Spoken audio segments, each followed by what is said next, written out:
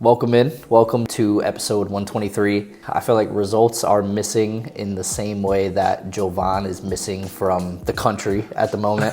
That's something big that we're going to talk about later in the episode, but I think it's only right first to dabble on what was the Citi Field home opener. We obviously had Atlanta come into town. They were a bit wounded with Giacomakis out, but still, I mean, there were dogs on their side of the field that made Matt Freese put in a shift. Yeah, another game where Matt Freese is kind of putting his hat in the ring for potentially big opportunities down the road. He definitely he makes me feel a lot more safe with this team because bad things can happen and he'll still be there to kind of clean it up. I think it's easy enough to say that these past 3 games it has been Freese man of the match every single one, with Sans a close second. I would say Santi close second. Santi too. Santi has been like, I don't even want to say it because it's kind of crazy, on a team that has 1 wins, 2 draws, and 4 losses. You're not going to the 3-letter conversation, right? That can't be possibly where you're headed. I mean, if you were some of the performances, if certain somebody in yellow or certain somebody on a LA team was doing it, I think for sure they would be talked about more than Santi is currently. Yeah. That's all I'll say. Although I saw a conversation today about the Liverpool and Man U game and how Salah got his pen, and it was like a line of like these regular old dudes with 6.0, 6.4, 6.2, and then they like walk through a door and it's like penalty 8.4 like for their match rating, and it's like the penalty does have a way of, I think, grandstanding a player a bit higher than they would have otherwise looked. But no, I think you're right that he has been, when it comes to attacking, pretty much the only consistent player on the team at this point. 100%. I think that was his 3rd goal on the season. He could have had another one with the one that was deflected and ultimately tipped away by Guzan, that old statue bastard. Yeah. And there's a few opportunities for him. I just think that he truly is coming into his own, and he's kind of hitting a confident, classy streak of performances. I think we talked about how we lost that episode that was at Yankee Stadium a few weeks ago, and one thing that we really highlighted during that one, I think, that I'm not sure we got the opportunity to touch on again since, is the different level of maturity that I think Santi is bringing to the pitch now. He is just, he is that like force on the field that, I mean, honestly, I almost feel like he should get the captain's band with the maturity and I'm trying to think of the right word, the composure that he has, I think, in situations now is unlike anything we've seen out of him, being like that hot-tempered kid that we would be worried about inserting himself into a situation and hurting the team that way with his dissension or his actions. Like, that guy is gone completely. Right. And yeah, he does do a bit of directing, especially now I guess he's the old guy now. Like, you have Julian that's younger than you, Alonso. Exactly. I think Alonso's older, but Santi is definitely in that position of seniority. And I guess that was part of getting him the pen in that situation too. Definitely. And I mean, it was kind of like, it's hard to say a veteran move with somebody who is so young, but like making sure that you're putting yourself in positions to get a penalty. That might have been maybe the first one we've been awarded this season, if not number 2. It's a very small amount if it's more than just that one. It's just because a lot of players on our team outside of Moonsef really don't put themselves in positions to have those things happen. Yeah, what do you think about it being Santi that gets to take it? Because I think there's a pretty strong argument that you let Baki take it, because if he can break that dam, like, you just hope the goals will come after the fact. I think personally I would have liked to see him get it instead. Yeah, I just think maybe if you're up a few goals or even up more than one or more than draw, but you just can't, it's like, you can't put the dude who's crashed like 9 times in a position to race like with your last car. Like, it just, I think if Baki Moonsef, I should say, takes that pen, we probably don't win that game. You think he botches it? I think he gets saved by Jovan. Yeah. The pendulum could swing the opposite way. Right. Like So if we're in a position where like we've got a 2-goal lead, even a single goal lead, and the pen isn't so crucial, then maybe put somebody who's not Santi, or The only other one I could think of is like Sands on it. But yeah, can't be giving away crucial pens to dudes who cannot score clear opportunities. Yeah. What do you think it is with I feel like he's kind of in his own head at this point. I don't know. I think there's a lot to be said about strikers that go through these kind of downswings, and Cushing alluded in the press conference to Tati going through something similar in his Golden Boot season. And I thought it was funny because he added a disclaimer at the end. He's like, do I think Baki's going to go on and win the Golden Boot? He said, no, I'm a realist, which is crazy if I'm Baki. Yeah. I definitely don't love to hear that, but it is very much true. But just to compare the two, I think there's been comparisons before related to how many shots they're taking versus how many goals are actually ending up in the back of the net. And I don't know really what attributes to it. It's like, it seems like a mental issue at the moment, because the creation, everything there until he literally shoots the ball is perfect. Yeah, I mean, there's a few things to say about those comments too. It's like Tati had shown the ability to score before that. Yeah. Which, I mean, Moonsef in preseason, in I think Leagues Cup had scored. Like, he has scored for us before, but not in the same way that Tati did. Like, Tati had some deep goals. He had some finishing ability before that we were able to be like, okay, we know that something good can come from him, and it's not just like blowing opportunities. And the other thing is, like, it is kind of crazy to say that Moonsef can't win the Golden Boot, or won't, because if he puts away all the clear chances he has this season, he is by far, in a way, the Golden Boot leader right now. When you look at we talked about whatever episode it was, they had the top XG people, and it was Messi, Suarez, Buenga, and Moonsef. I mean, those are three MVP candidates, and Moonsef. That's literally that's why it's like, if he had scored even half of those, he'd be very high in the conversation. Yeah. And so it's hard, because every single time we talk about it, we talk about how he creates chances that no one else, I think, would be able to create for himself and for the team, but then he's not finishing them, so it's hard to put much weight into it. Yeah, I think that was one of the major differences too. So after we hear Cushing say that, I go and check kind of what was the situation in 2021, because I honestly didn't necessarily remember that we had that long of a drought with him, and I think part of it was he was the top guy, but we had other people on the team that were still able to get it done. So, reviewing Tati's 9, yeah, exactly, and there were like a few wins dotted in there, some draws. Like, I'm not even sure if we might have lost one game out of those 9 that Tati didn't score. And on top of that, he also contributed 2 assists throughout that period. And I think what is also little mentioned is the 4 games before those 9, he scored in every single game. Right. To start the season. So it's like the leash is much longer when you are that proven guy. But with Baki, I think you with the chances, he's never had an assist for us, ever. It hasn't happened yet, which is insane for the amount of time he's been here. And then the 10-game non-scoring streak is split between 2 seasons. Right. So, like, he got a reset in there. It is a bit unfair, I think, to compare 9 straight to like a 4 and then a 6, with this season being the 6. But yeah, I didn't want to give too much credit to his chance creating ability, because really he is creating them for himself. Right. He's not creating something that then Julie is going to go finish, Santi, whoever it is. So yeah, there is a leash there.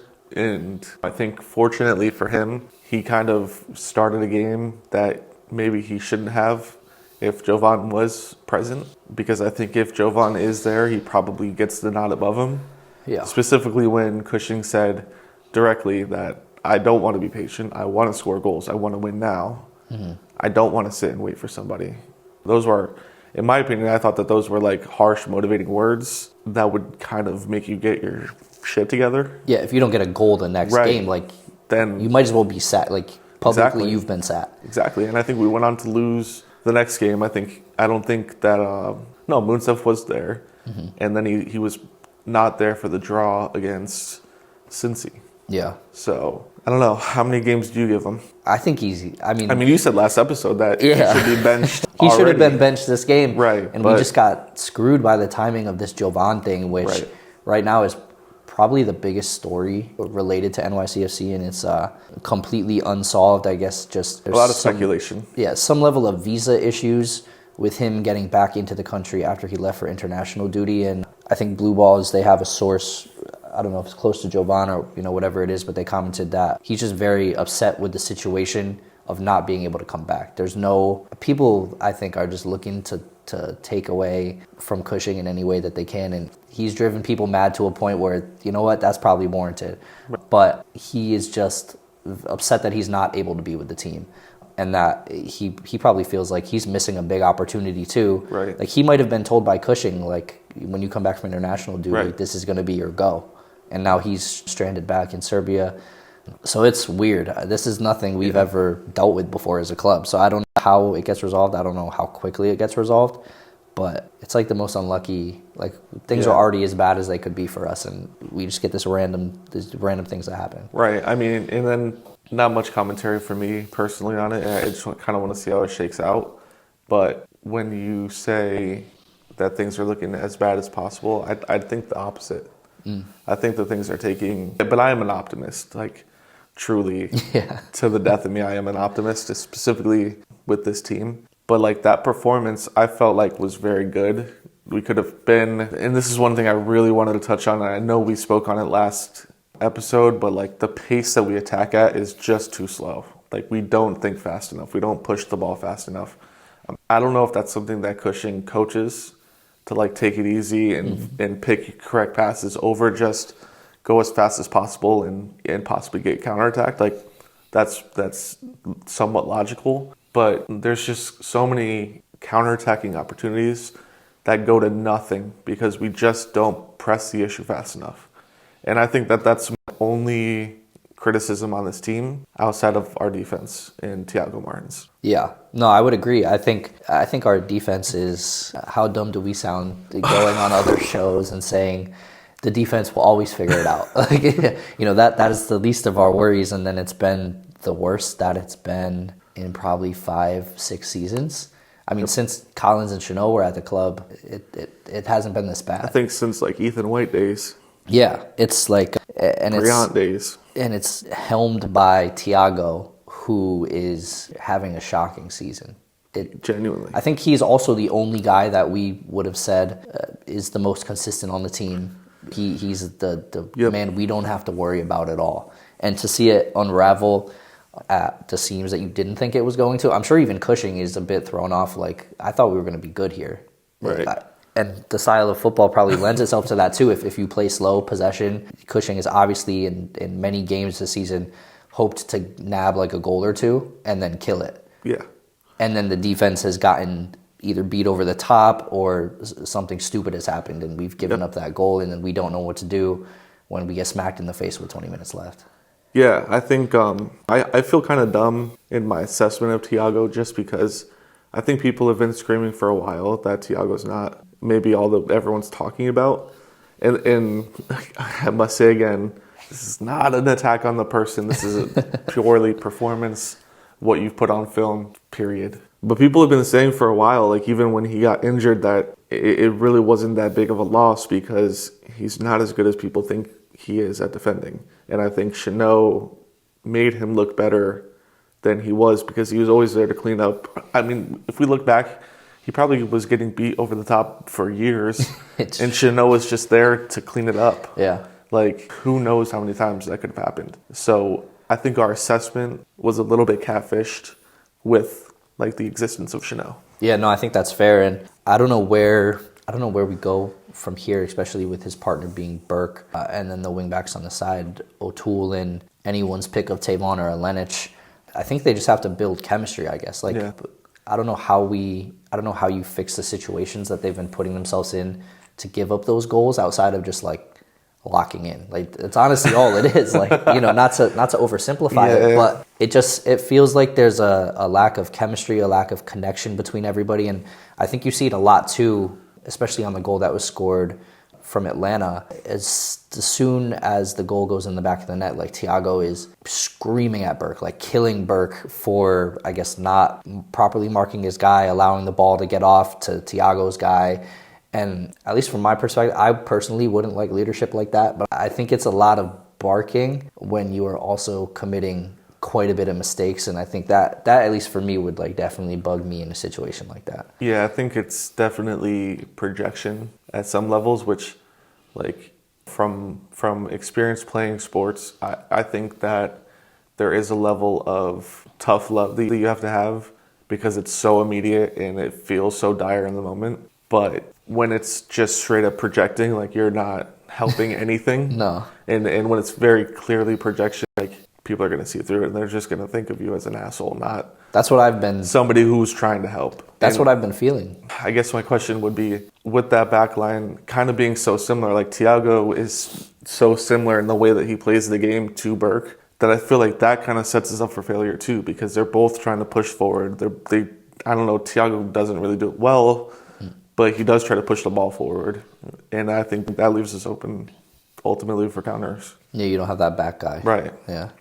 And Berg is supposed to be that guy, and it comes back to thinking, and we don't have an answer to any of these questions with these players, is like, is this coming from the players themselves? Or, I mean, you have to assume, I guess, it's the tactics from Cushing, right? Like, he has to be instructing Thiago to be doing these types of things. If he's like, if it's repeatedly hurting us, you would think either Cushing would step in, right, or Cushing is giving him instruction that he just simply can't do. Or he can't learn it. Like, yeah.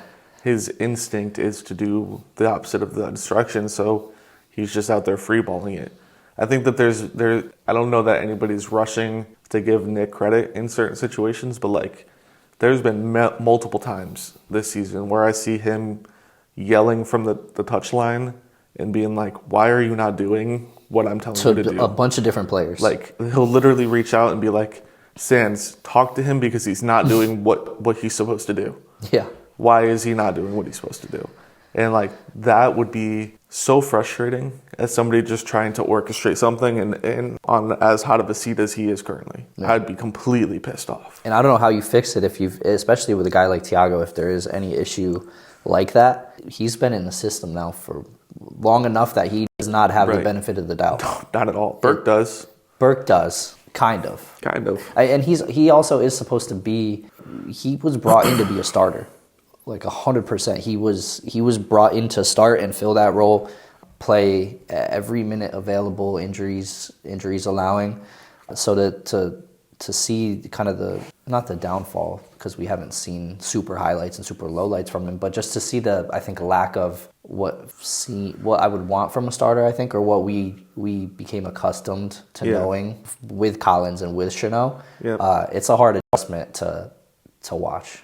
We didn't even think it's so hard. We didn't think there was a universe that it could be bad. We were just like, no, of course not. Just gonna slot in and be the same. This is city football. Like, you don't have to worry. The thing is, I think if I'm remembering correctly, there was at least a game or two, maybe more, that Chanot and Burke played together as a pair. And I think that was maybe Thiago was out with that. I'm not sure. I think it was Thiago's ACL injury or something, whatever it was. And Burke looked like a stud because he kept playing those long balls to the wing, like repeatedly, one after one after one. Yeah. And it was like, oh, this is the vision. It's like, have your rock in the back, have the guy that can pass. He kind of opens up the game to more opportunities. I don't think we've seen it once from him. Not this season, no. Like the single one of those. Because I don't think he's comfortable doing it with Thiago. Yeah. As the other guy. Yeah. Yeah, no, it makes it tough, and I'm not sure the wing backs have been much of a help either. That's something we've talked about a lot, although I think Tavon deserves his flowers from this game. I was going to ask you. Right? He does. 100%. Like, he... Actually, to the point where, like, when Micha came in, I was like, bruh, like, Tavon's having such a good game. Why are you possibly taking him out? Yeah, Tavon, for me, his performance was really highlighted, I think, with what he brought to the attack, which is something we've never seen from him. Exactly. It was like he was learning. He had actually developed. Yeah. Like, you were looking at a player on the field outside of O'Toole and being like, wow, that dude actually... got better. He got better. Under Cushing, he did it. He literally did it. Like, he broke the barrier. Yeah. The glass ceiling, we saw that shit, and it's gone. Yeah. No, it was great to see, and there was nothing to complain about on defense either. I think there were a few, from Tavon's side, we obviously just complained a lot about our defense. But for Tavon specifically, I think he brought more to the attack than he did to the defense, but there were no major hiccups, and I think we were also up against a pretty difficult opposition in Yeah. Atlanta. Like we have to remember that they're kind of back to the powerhouse team that I think NYCFC fans of old will remember. Like we always used to run into them when they had Miguel Almiron and Joseph, and it was like it's going to be a war. Like, Yeah, and they had Robinson at the back. yeah, and they had Who's on when he wasn't a statue? what's his name? That's on Miami now. The German guy. Oh yeah, Gressel. Yeah, Gress. They had Gress. Like they had crazy players. Yeah. And this the manager too. Tata. Yeah, Tata. So they've kind of revitalized that with Almada playing like the Almiron role, but probably even better than Almiron was. Yeah. I don't know. I think we talked about we don't know how he's still in the MLS. Yeah, It makes no sense.